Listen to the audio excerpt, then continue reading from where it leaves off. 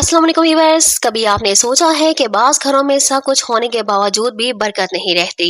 Risk तो आता है मगर वे ही रुक जाता है, जैसे खुशहाली के दरवाजे बंद हो गए हों। क्या वजह है कि एक ही मोहल्ले के दो घरों में एक घर दिन ब दिन आगे बढ़ता है, दूसरे में गुर्बत और तंगदस्ती बढ़ती जाती है।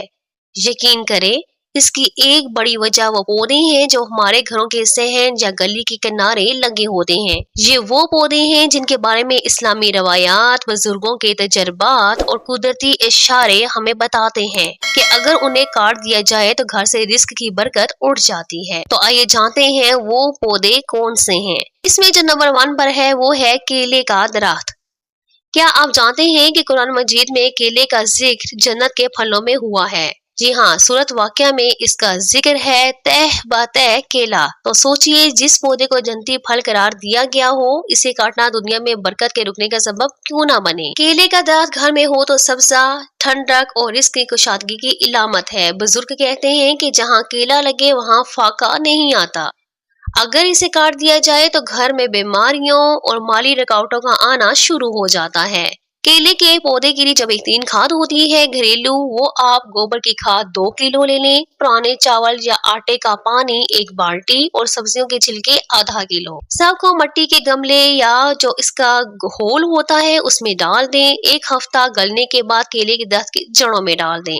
केले का दरख्त घर में हो तो अल्लाह की रहमत और रिस्क की रवानी बढ़ती है, लेकिन अगर कोई इसे बिला वजह काट दे तो ये नेमत कहर में बदल जाती है और बरकत उठ जाती है। नंबर 2 पर जो प्लांट है वो है कद्दू की बेल, जिसका जिक्र कुरान और हदीस दोनों में आया है और जिसे काटने से घर की बरकत रुक जाती है। क्या आप जानते हैं कि अल्लाह ताला ने एक नबी की जान बचाने के लिए कद्दू की बेल उगाई? जी हाँ, ये हजरत यूनुस अलैहिस्सलाम थे, जिन्हें मछली के पेट से निकालने के बाद अल्लाह ताला ने साहिल पर डाल दिया तो उनके बदन पर छाले थे और कमजोरी थी। इस वक्त अल्लाह ताला ने फरमाया और हमने इस पर कद्दू की बेल उगा दी। यानी कद्दू महज एक सब्जी नहीं बल्कि नबी की हिफाजत के लिए अल्लाह का अता करदा मुआवजा है। आप सोचें, अगर यही कद्दू की बेल हमारे घरों में मौजूद हो और हम इसे काट दें तो क्या ये अल्लाह की दी हुई बरकत को जाया करना नहीं होगा? कद्दू घर में लगाना अल्लाह की रहमत और फरिश्तों की मौजूदगी की इलामत है। कद्दू का फल नबी करीम सल्लल्लाहु अलैहि वसल्लम को बहुत पसंद था।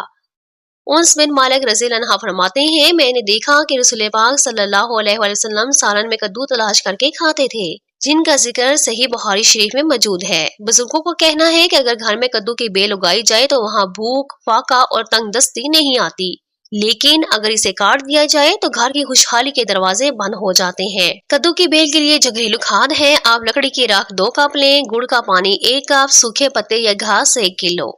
गुड़ का पानी तैयार करने के लिए आधा गिलास पानी में आधी चम्मच गुड़ पाउडर डाल दें, जिसे मिक्स करें तो गुड़ का पानी तैयार हो जाएगा।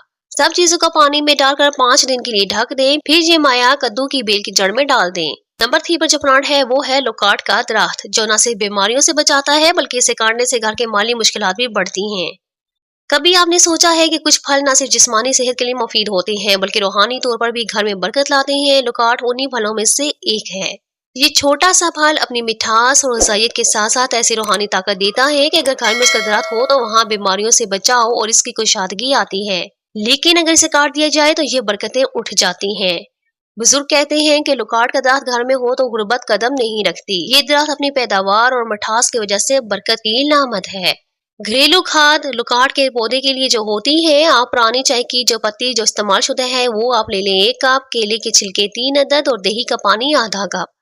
सबको बारीक पीस कर मिट्टी में डाल दें, फिर ये मिक्सचर जड़ों के करीब आपने डालनी है। काट का दरख्त या पौधा घरेलू बरकत, सेहत और इसका खजाना है। इसे काट देना अपनी रोजी पर खुद कैंची चलाने के मुतरादिफ है। अब नेक्स्ट प्लांट जो है वो है अंगूर की बेल, जिसका जिक्र कुरान पाक में भी आया और जो काटने से घर की खुशहाली रुक जाती है। कुरान मजीद में अंगूर को जन्नत के मेवों में शामिल किया गया है। जी हाँ, अल्लाह ताला ने कई मकामात पर अंगूर का जिक्र किया है और इसे रिस्क की कुशादगी और खुशहाली की अलामत करार दिया है। बुजुर्ग कहते हैं जिस घर में अंगूर की बेल हो वहाँ फाका नहीं रहता।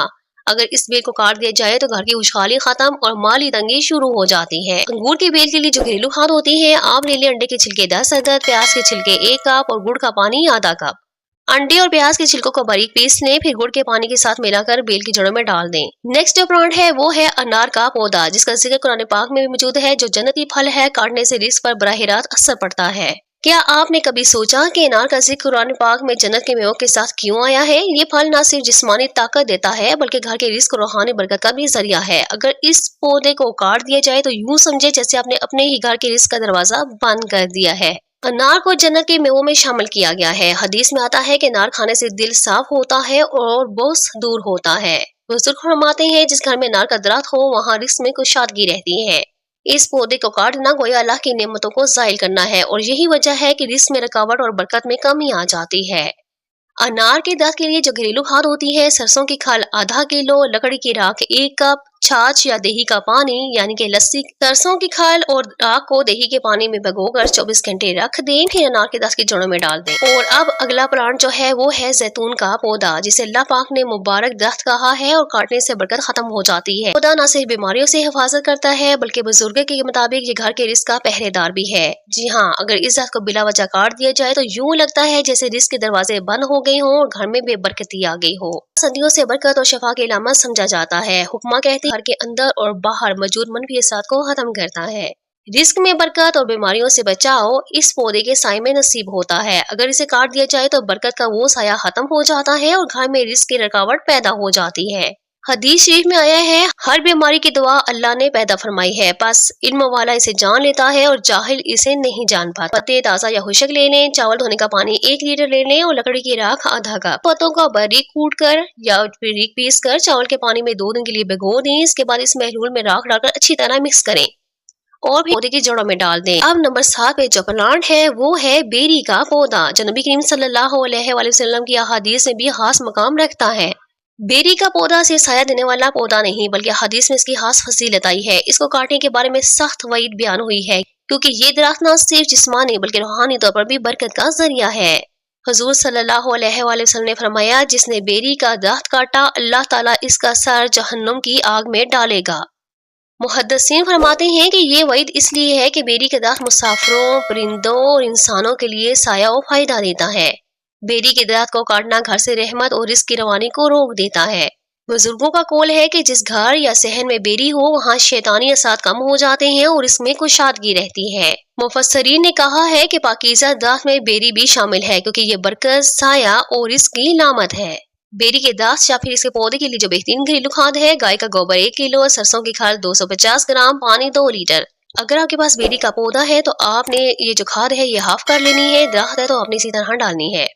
گوبر اور سرسوں کی کھال کو پانی میں ڈال کر مکس کریں، 3 دن تک کسی ڈھکے برتن میں رکھ دیں تاکہ خمیر ہو جائے، پھر بیری کے درخت کی جڑوں میں ڈال دیں۔ یہ حقیقت کسی سے پوشیدہ نہیں کہ پودے اور درخت صرف زمین کی زینت نہیں بلکہ یہ آسمانی رحمت کے مظاہر ہیں۔ قرآن و حدیث میں بار بار درختوں، باغات اور سبزہ کو جنت کی علامت قرار دیا گیا ہے۔ اگر آج کی یہ ویڈیو کو پسند آئی ہے تو آپ اس کو لائک کیجیے، میرے چینل کو سبسکرائب کیجیے اور بیل کے آئیکن پہ آپ نے آل کے بٹن کو ضرور پریس کرنا ہے تاکہ میری آنے والی ہر نئی معلوماتی ویڈیو کے ساتھ آپ اپڈیٹ رہ سکیں۔